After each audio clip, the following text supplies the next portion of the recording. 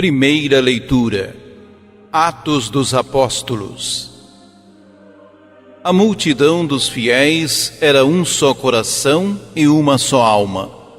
Ninguém considerava como próprias as coisas que possuía, mas tudo entre eles era posto em comum.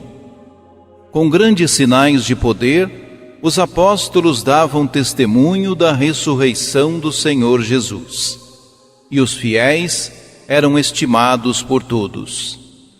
Entre eles, ninguém passava necessidade, pois aqueles que possuíam terras ou casas, vendiam-nas, levavam o dinheiro e o colocavam aos pés dos apóstolos.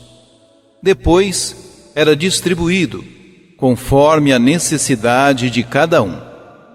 José, chamado pelos apóstolos de Barnabé, que significa filho da consolação, levita e natural de Chipre, possuía um campo. Vendeu e foi depositar o dinheiro aos pés dos apóstolos. Palavra do Senhor.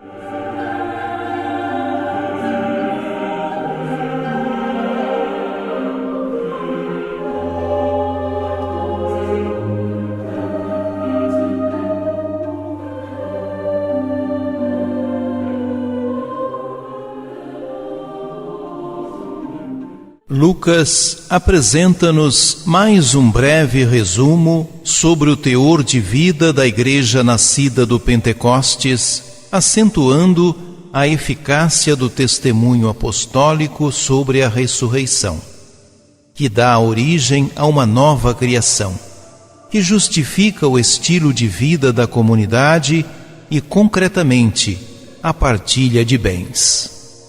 Nesta partilha, notamos dois aspectos.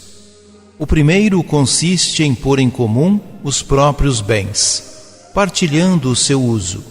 Mantendo cada um a propriedade dos seus bens, considera-se apenas administrador dos mesmos, pondo-os à disposição dos outros. O segundo aspecto consiste em vender os próprios bens, distribuindo o lucro pelos pobres.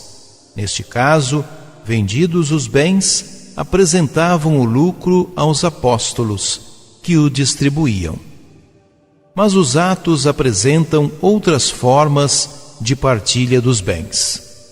Paulo falará do trabalho com as próprias mãos para prover as necessidades dos seus e dos que são frágeis. O que Lucas pretende sublinhar é que a partilha, nas suas diferentes formas, tem a sua raiz na comunhão de espírito e de corações dos fiéis. Do conjunto, podemos concluir que estamos perante a comunidade messiânica, herdeira das promessas feitas aos pais. Em verdade, não deve haver pobres entre vós, porque o Senhor te abençoará na terra, que Ele próprio te há de dar em herança, para possuíres. Mas só se ouvireis a voz do Senhor, teu Deus, para guardares e cumprires todos estes preceitos.